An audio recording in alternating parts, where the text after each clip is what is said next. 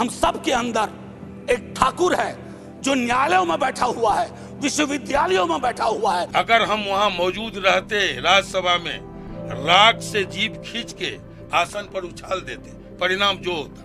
मनोज झा जी विद्वान आदमी है, सही बात वो बोले। हम सब के अंदर एक ठाकुर है जो न्यायालयों में बैठा हुआ है, विश्वविद्यालयों में बैठा हुआ है, संसद की दहलीज पर बैठा हुआ है, और हम सब अपने भीतर के इस ठाकुर को मारें।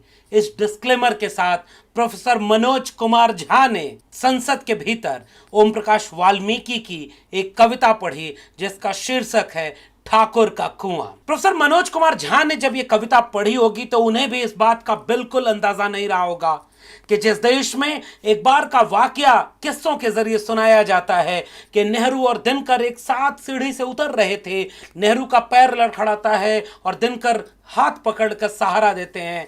नेहरू कहते हैं कि दिनकर अगर तुम ना होते तो अभी मैं गिर जाता। दिनकर पलट कर कहते हैं राजनीति जब जब गिरने को होगी साहित्य आकर उसके बाहें थाम लेगा।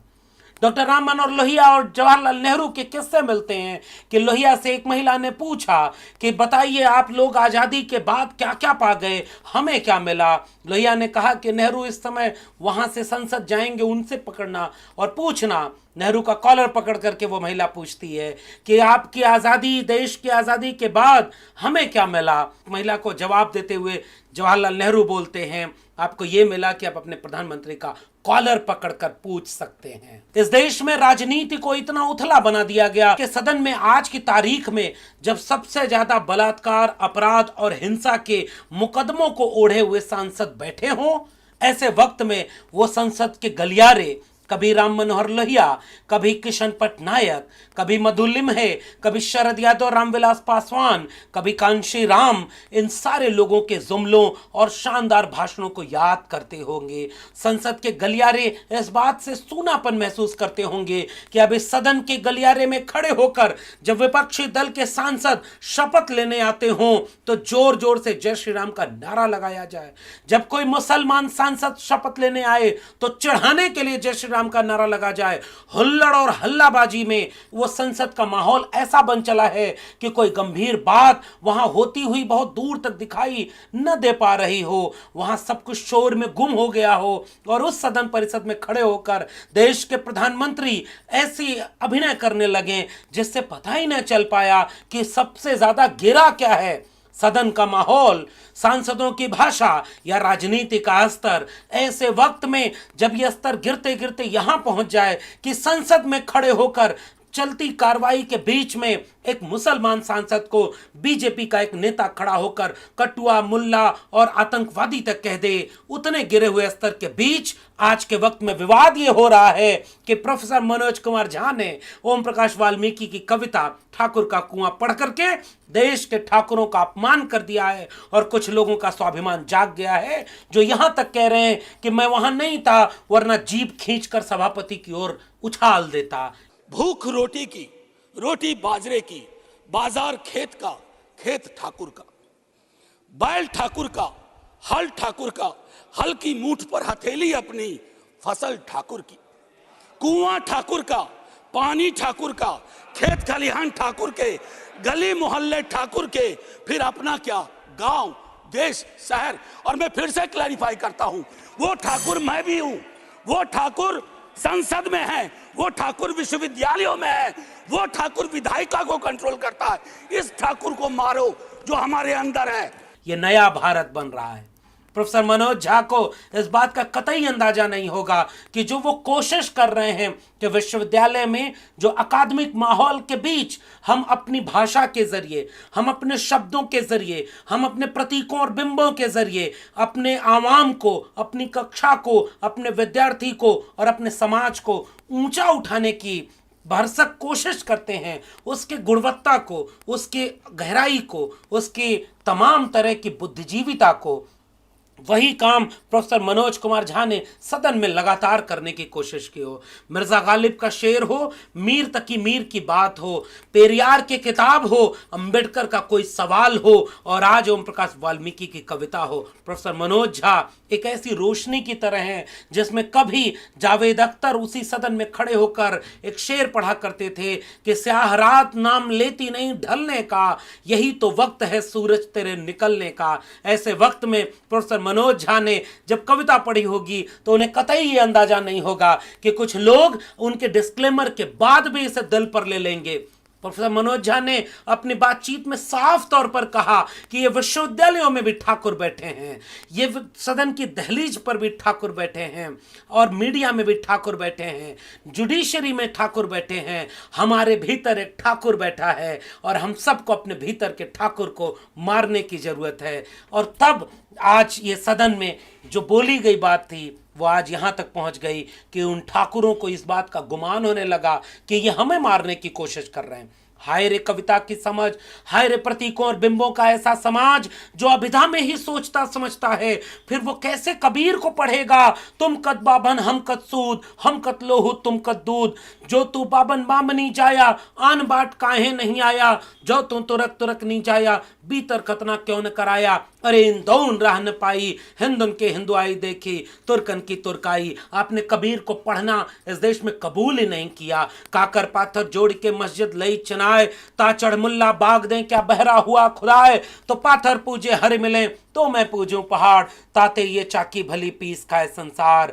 दुनिया ऐसी बावरी पाथर पूजे जाए, कितना कुछ लिख गए कबीर। आज कबीर होते तो यूं ही कोई उनकी भी जीभ खींचकर किसी और सभापति के मुंह पर फेंक देने के गुमान और अहंकार की भाषा बोलता, कोई उन पर बुलडोजर चला रहा होता, कोई उन पर केस मुकदमा करके उन्हें जेल में डाला होता। आज कबीर होते तो कहीं कैद होते, आजाद न होते।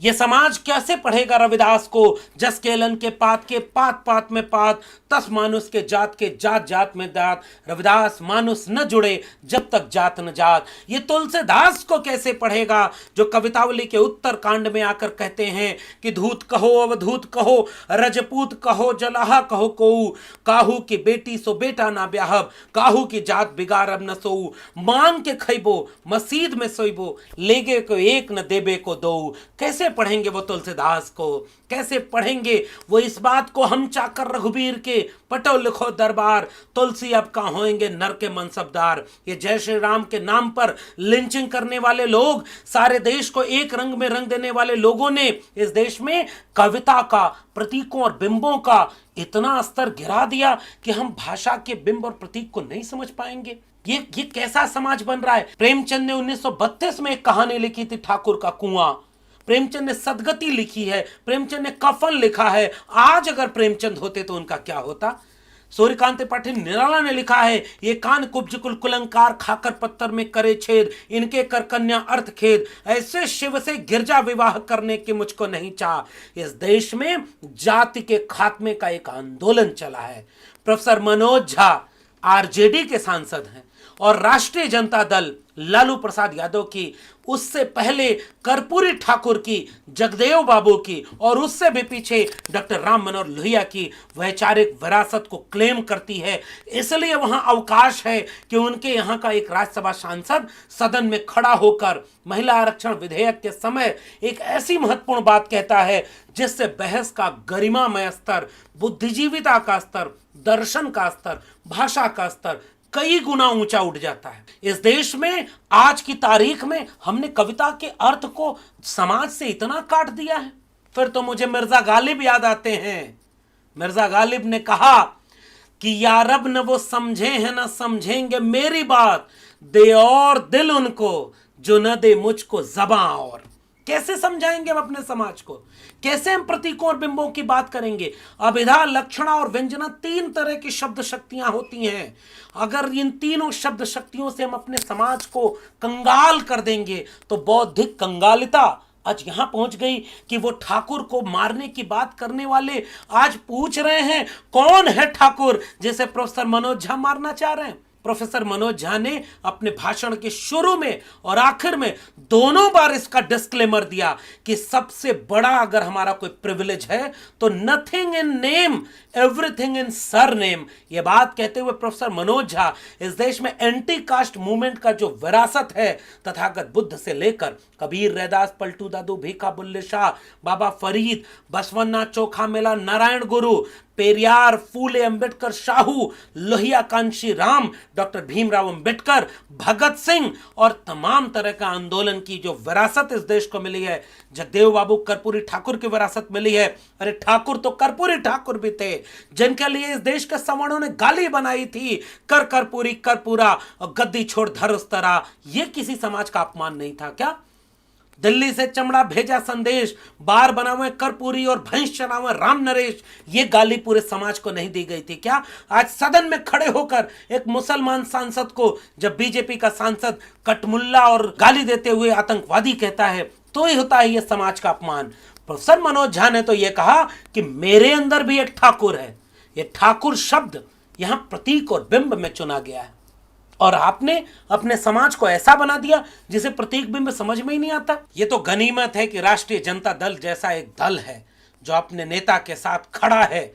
और लालू प्रसाद यादव जी से जब पूछा गया तो उन्होंने कहा प्रोफेसर मनोज झा एक विद्वान आदमी है, उन्होंने कुछ भी गलत नहीं बोला। और वहीं पूरा राष्ट्रीय जनता दल इस बात को लेकर खड़ा है कि हां, उन्होंने एक प्रवृत्ति की बात की। कल्पना करिए जब इस देश में मनुवाद और ब्राह्मणवाद, मुर्दाबाद का नारा लगाया जाता है तो भी इस देश में लोग समझते हैं कि ब्राह्मण को मुर्दाबाद किया जा रहा है। नहीं भाई, वो एक वाद है। अंबेडकर वाद एक वाद है। अंबेडकर वादी होने के लिए जरूरी नहीं कि आप दलित हों, आप ओबीसी हों, आप महिला हों, आप सवर्ण हों, आप पुरुष हों, कुछ भी हों, फिर भी आप अंबेडकरवादी हो सकते हैं, आप गांधीवादी हो सकते हैं, आप जो है कम्युनिस्ट हो सकते हैं, आप समाजवादी हो सकते हैं। इसके लिए कोई जाति की बात नहीं करते। वैसे ही जब आपको कहा जाता है कि ब्राह्मणवाद और मनुवाद, तो इसका मतलब कोई एक जाति में यह नहीं है। जिसके भी जहन में जाति के नाम पर अपने से कमजोर कर दी गई जाति के खिलाफ हिंसा है, दमन है, अन्याय अत्याचार है, वह भी जातिवादी है। और वह भी मनोज झा के इशारे में उसके भीतर भी एक ठाकुर है। ठाकुर वो भी है जो किसी की जमीन पर अवैध कब्जा किए हुए है। ठाकुर वो भी है जो अपने से कमजोर को दबाता है। ठाकुर वो भी है जो अन्याय और अत्याचार करता है। ठाकुर वो भी है जो शोषकों की जमात में शामिल होकर शोषितों के खिलाफ खड़ा है। ठाकुर वो भी है जो विश्वविद्यालयों के इंटरव्यू बोर्ड में बैठकर जाति देखकर नौकरी देता और नौकरी छीनता है। ठाकुर वो भी है जो पीएचडी के इंटरव्यू और वाइवा में जाति देखकर यह तय करता है कि किसको कितना नंबर देना है। ठाकुर विश्वविद्यालयों में बैठे हैं जो जाति देखकर रोहित वेमुला बना देते हैं, पायल तड़वी बना देते हैं, दर्शन सोलंकी बना देते हैं। इसलिए प्रोफेसर मनोज झा ने कहा कि विश्वविद्यालयों में भी एक ठाकुर बैठे हैं। और अगर आप इस पर बात नहीं करते तो अफसोस है कि इस देश को ऐसे ऐसे नेता मिले हैं जो जीभ को खींच करके सभापति के चेहरे पर उड़ाने की बात करते। माफ करिए, अब इस देश में संविधान लागू है। आप कहते हैं कि ठाकुर हैं वो, अरे ठाकुर तो कोई जाति नहीं है। आपकी तलवारों में दम, तो क्या इस देश में भीमा कोरे गांव में जो तलवार दलितों ने हाथ में उठाई, 500 महारों ने पेशवाओं की सेना के छक्के छुड़ा दिए, तो तलवार की किसके कितने तलवार में दम है, इस पर जातियों में आप न बांटें, वरना सम्राट अशोक अकेले एक तरफ तलवार का दम लेकर भारी पड़ेंगे तो दूसरी तरफ इंसानियत का दम लेकर के एक राजा छत्रपति शाहू जी महाराज अकेला भारी पड़ जाएगा। तलवार के दम से नहीं, इंसानियत के दम से इंसान को परखना चाहिए। और इस देश में विरोधाभास और विडंबना देखिए कि ताकतवर को जातियों में बांट दिया गया। कौन सी जाति ऐसी है जिसके पास आज की तारीख में ताकत नहीं है? कौन सा तबका ऐसा नहीं है जो ताकतवर नहीं है? आपको ताकत दिया होगा आपके जुल्म और शोषण ने, सदियों पर काबिज होने की प्रवृत्ति ने, मगर इस देश के आम आवाम को ताकत दिया है भारत के संविधान ने। और आज अगर खड़े होकर 75 साल बाद कोई भी नया भारत बनाना है तो बिना एंटी कास्ट मूवमेंट पर बात किए नहीं बना सकते आप कोई भी नया भारत। आइए मैं आपको ओम प्रकाश वाल्मीकि की एक और कविता सुनाता हूं। मेरे प्रिय रहे ओम प्रकाश वाल्मीकि, उनका मैंने इंटरव्यू लिया है, उनसे बात की है उनकी कविता पर बात की, उनके दर्शन पर बात की और दलित विमर्श ने इस देश के लिटरेचर को मजबूत किया। हिम्मत नहीं है कि ओम प्रकाश वाल्मीकि पर एक सवाल खड़ा कर दो, दलित समाज खड़ा होकर हिसाब किताब सामने रख देगा कि उनका शोषण करने में, उनको अमानवीय बना देने में, अछूत बना देने में कोई कम नहीं है, न तब न अब। इसलिए ओम प्रकाश वाल्मीकि उनका एक साहित्यिक आइकॉन है और उस ओम प्रकाश वाल्मीकि ने दलित साहित्य का सौंदर्य शास्त्र लिखा है। सदियों का संताप बस अब बहुत हो चुका, अब और नहीं, ऐसे कविता संग्रह प्रकाशित हैं ओम प्रकाश वाल्मीकि के। एक कहानी मैं आपको बता दे रहा हूं, घुसपैठिए पढ़िएगा, शव यात्रा पढ़िएगा, आपकी आंखें फटी की फटी रह जाएंगी कि जो आज अपने जाति अभिमान पर दंभ भर रहे हैं, उनके पूर्वजों ने क्या क्या जुल्म और ज्यादती उनके ऊपर की है। और कुछ न पढ़ सकें तो ओम प्रकाश वाल्मीकि की एक आत्मकथा है, जूठन, 2006 में आई थी और अब उसका दूसरा भाग भी प्रकाशित हो चुका है। एक बार जूठन पढ़िए और तब आपको समझ में आ जाएगा कि पीड़ा और दर्द उस तबके के बीच से निकलता है ना, तो अंगार बनकर निकलता है। वो हिसाब किताब बराबर करने में देर नहीं करता क्योंकि उसके पास संविधान है। इसलिए उसने ये सवाल पूछा, फिर अपना क्या, गांव, शहर, देश। एक और कविता सुनिए ओम प्रकाश वाल्मीकि की, बस अब बहुत हो चुका। जब भी देखता हूं मैं झाड़ू या गंदगी से भरी बाल्टी कनस्तर किसी हाथ में, मेरी रगों में दहकने लगते हैं यातनाओं के कई हजार वर्ष एक साथ, जो फैले हैं इस धरती पर ठंडे रेत कणों की तरह। मेरी हथेलियां भीग भीग जाती हैं पसीने से, आंखों में उतर आता है इतिहास का स्याहपन अपनी आत्मघाती कुटिलताओं के साथ। झाड़ू थामे हाथों की सरसराहट साफ सुनाई पड़ती है भीड़ के बीच, बियाबान जंगल में सनसनाती हवा की तरह। वे तमाम वर्ष वृत्ताकार होकर घूमते हैं, करते हैं छलनी, लगातार उंगलियों और हथेलियों को नस नस में समा जाता है ठंडा ताप। गहरी पथरीली नदी में असंख्य मूक पीड़ाएं कसमसा रही हैं, मुखर होने के लिए रोष से भरी हुई। बस बहुत हो चुका, चुप रहना, निरर्थक पड़े पत्थर अब काम आएंगे संतप्त जनों के। एक और कविता आपको पढ़नी और सुननी चाहिए ओम प्रकाश वाल्मीकि की, तब तुम क्या करोगे। यदि तुम्हें ढकेल कर गांव से बाहर कर दिया जाए, पानी तक न लेने दिया जाए कुएं से, दुत्कारा फटकारा जाए चिलचिलाती दोपहर में, कहा जाए तोड़ने को पत्थर, काम के बदले दिया जाए खाने को जूठन, तब तुम क्या करोगे। यदि तुम्हें मरे जानवर को खींच कर ले जाने के लिए कहा जाए और कहा जाए ढोने को पूरे परिवार का मैला, पहनने को दिया जाए उतरन, तब तुम क्या करोगे। यदि तुम्हें पुस्तकों से दूर रखा जाए, जाने नहीं दिया जाए विद्या मंदिर की चौखट तक, ढिबरी की मंद रोशनी में कालिख पुती दीवारों पर ईसा की तरह टांग दिया जाए, तब तुम क्या करोगे। यदि तुम्हें रहने को दिया जाए फूस का कच्चा घर, वक्त बेवक्त फूंक कर जिसे स्वाह कर दिया जाए, बरसात की रातों में घुटने घुटने पानी में सोने को कहा जाए, तब तुम क्या करोगे। यदि तुम्हें नदी के तेज बहाव में उल्टा बहना पड़े, दर्द का दरवाजा खोलकर भूख से जूझना पड़े, भेजना पड़े नई नवेली दुल्हन को पहली रात ठाकुर की हवेली, तब तुम क्या करोगे। यदि तुम्हें अपने ही देश में नकार दिया जाए, मानकर बधुआ छीन लिए जाएं अधिकार सभी, जला दी जाए समूची सभ्यता तुम्हारी, नोच नोच कर फेंक दिए जाएं गौरवमय इतिहास के तुम्हारे पृष्ठ, तब तुम क्या करोगे। यदि तुम्हें वोट डालने से रोका जाए, कर दिया जाए लहू लुहान, पीट पीट कर लोकतंत्र के नाम पर, कदम कदम पर याद दिलाया जाए जाति का ओछापन, दुर्गंध भरा हो जीवन, हाथ में पड़ गए हो छाले, फिर भी कहा जाए खोदो नदी नाले, तब तुम क्या करोगे। यदि तुम्हें सरेआम बेइज्जत किया जाए, छीन ली जाए संपत्ति तुम्हारी धर्म के नाम पर, कहा जाए बनने को देवदासी, तुम्हारी स्त्रियों को कराई जाए उनसे वेश्यावृत्ति, तब तुम क्या करोगे। साफ सुथरा रंग तुम्हारा झुलस कर सांवला पड़ जाएगा, खो जाएगा आंखों का सलोनापन, तब तुम कागज पर नहीं लिख पाओगे सत्यम शिवम सुंदरम, देवी देवताओं के वंशज तुम हो जाओगे लूले लंगड़े और अपाहिज, जो जीना पड़ जाए युगों युगों तक मेरी तरह, तब तुम क्या करोगे। ये कविता है ओम प्रकाश वाल्मीकि की, उन्हीं की जिन्होंने ठाकुर का कुआं लिखा है। और हम आपसे पूछते हैं कौन है ठाकुर। प्रोफेसर मनोज झा पूछते हैं कौन है ठाकुर। आप एक नागरिक हैं तो आप अपने आसपास पूछिए कौन है ठाकुर। और आइए इन सब को मिटाकर इतिहास के पन्ने अगर खंगाले जाएंगे, किसी के पन्ने ऐसे नहीं बचेंगे जिन पर धब्बे न लगे हों।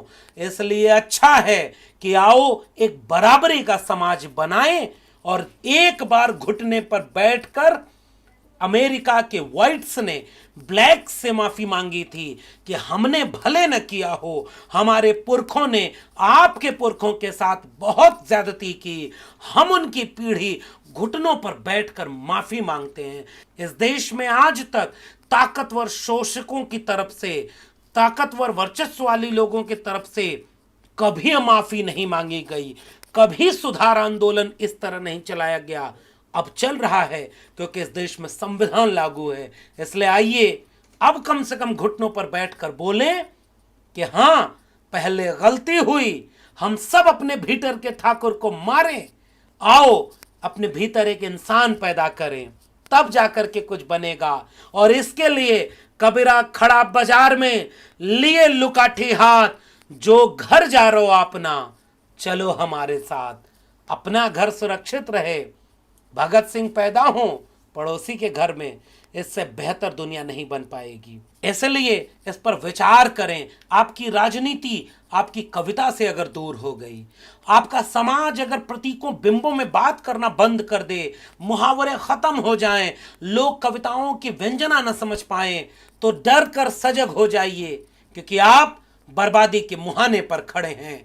बचा सकते हैं तो राजनीति को बर्बाद होने से बचाइए, जिसमें तंज ना हो, शेर व शायरी और कविता ना हो। ऐसी राजनीति एकांगी हो जाएगी। और आइए अपने भीतर के ठाकुर को मारिए और पूछिए कौन है ठाकुर। फिर मिलते हैं किसी और विशेषण के साथ, तब तक के लिए बहुत बहुत धन्यवाद।